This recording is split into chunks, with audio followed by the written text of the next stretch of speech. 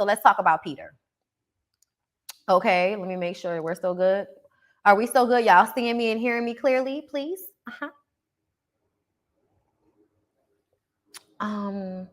Why all this reality star debt coming out around the same time? Who else? Who else? I will say this though. This is not a surprise. Peter Thomas is always in some money situations. Okay, so let me read to you guys what the Jasmine brand is saying. Okay, former Real Housewives of Atlanta star Cynthia Bailey's ex-husband Peter Thomas allegedly owes back taxes from over a decade ago. According to Radar Online, the entrepreneur owes $450,000 in back taxes for an Atlanta restaurant that shut down in 2010. The restaurant was called Uptown Restaurant and Lounge, and while it was running, Peter allegedly failed to make a total of 10 payments. Apparently, the missed payments were able to fly under the IRS radar until now.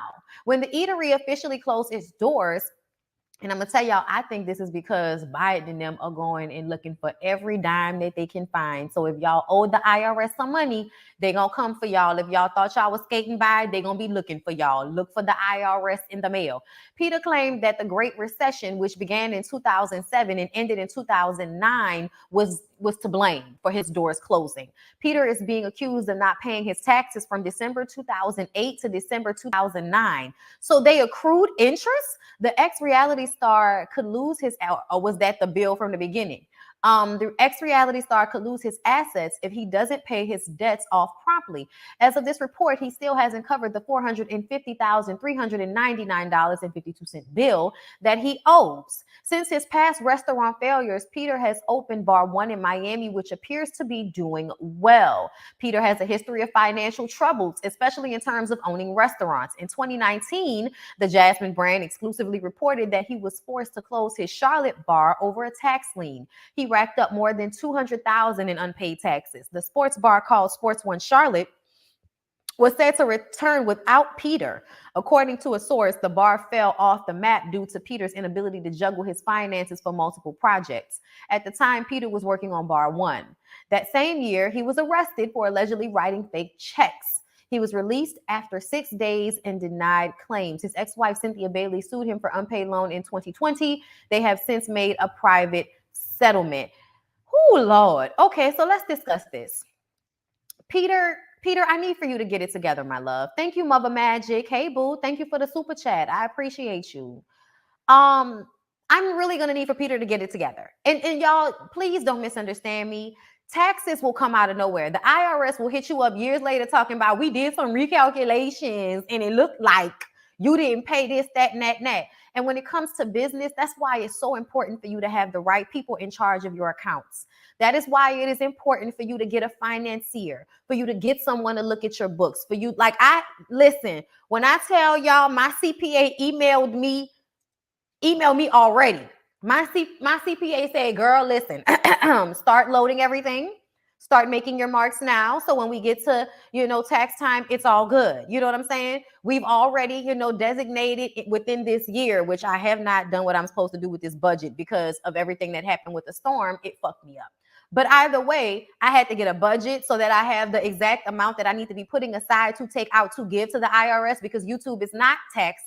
So we have to pay on the back end. So we end up owing tens of thousands of dollars to the IRS because we make money and they don't tax it. So we have to be the ones to do that. And YouTube is something that people kind of see as a hobby sometimes and not as a real business. It will end up fucking you up.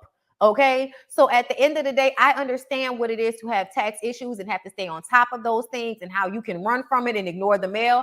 Child, I was in here yesterday opening up an IRS piece of mail, like, child, let me get my head together. Whatever it is, we're going to be able to handle it. Open up the mail. You know what I'm saying? I was like, oh, okay, just confirmation of my payment plan. All right.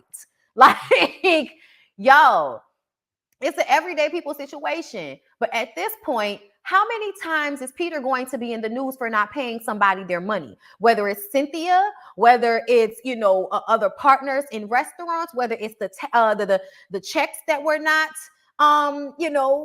connected to any real money, like you was giving out bad checks. Like, come on, man.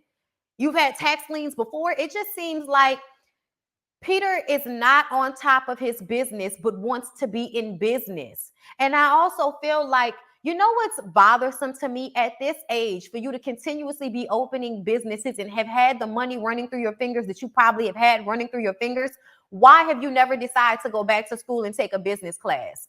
Like, shout out to my sister. Okay, my oldest sister. I'm not going to give y'all all her information, but some of y'all know who my oldest sister is. Okay. My oldest sister was already like extremely successful by the time she was my age. Okay. By the time my sister was 31, my sister was living in the middle of Times Square, living in a penthouse apartment. You know what I mean? Not penthouse, but like the 23rd floor or some shit like that. That's high, bitch. That's high when you on 7th between 40th and 41st. Okay. Or was it 9th between 40th and 31st? I think it was 9th between 40th and 41st. But that doesn't matter. Okay. The point is, if you know about New York, you know that's not no cheap area. Okay. So my sister was like 30 something years old, living, you know, in these amazing apartments. My sister was making bank. Okay. And my sister still went back to school, to business school, because she wanted to run her own business. Okay. This was when she was working for other people, but she wanted to have her own business. She wanted to start her own company. So she went to school. Okay. And I believe she went and got a master's in business so that she would know how to properly handle her business, so she wouldn't be out here with tax liens and having to pay people. Like, you guys, once you get the money, once you get the time, once you get the access to go back to somebody's school so that they can teach you something about running a business, do that. I understand that business is something that you can kind of figure out as time goes on.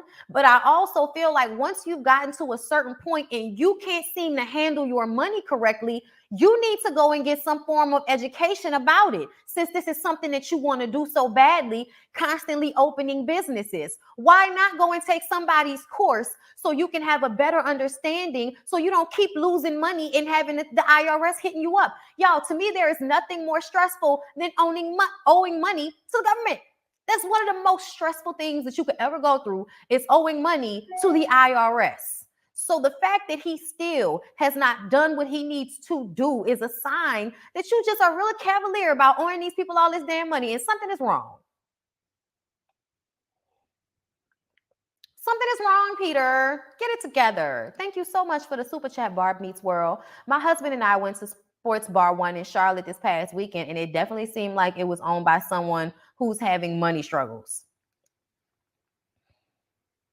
And this is a time where it's hard for everybody, y'all. I know a lot of small businesses that have been getting hit up, especially in this area, because not only did we have the pandemic, but then we also had hurricanes on top of that ruined people's businesses, knocked people out of business for a certain amount of time. At the end of the day, I feel like as much information as you can have about something that you putting all your money into is never a bad thing. Never a bad thing. Okay?